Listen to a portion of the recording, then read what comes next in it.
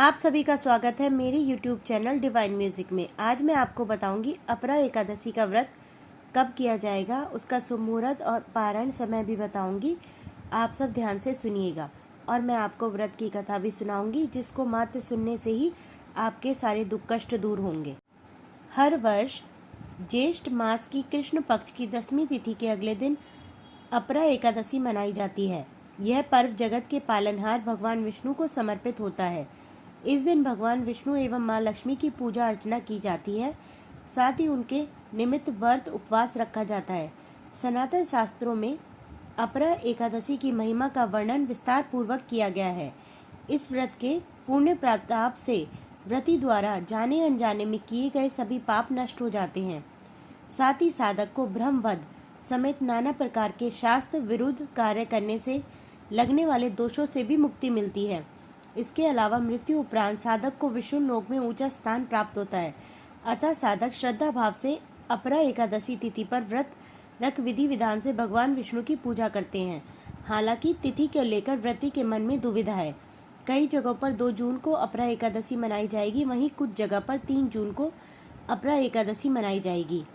तो अब मैं आपको अपरा एकादशी का सही मुहूर्त बताऊंगी, आप सब ध्यान से सुनिएगा। ज्योतिषों की माने तो ज्येष्ठ मास की कृष्ण पक्ष की एकादशी तिथि 2 जून को प्रातः काल 5:41 पर शुरू होगी और अगले दिन यानी 3 जून को देर रात 2:41 पर समाप्त होगी। सनातन धर्म में उदय तिथि में गणना की जाती है, इसलिए अपरा एकादशी का व्रत 2 जून को रखा जाएगा। पारण समय रहेगा 3 जून को 8:05 पर। पारण यानी व्रत तोड़ने से पहले ब्राह्मणों को अन्न और धन का दान अवश्य किया जाता है।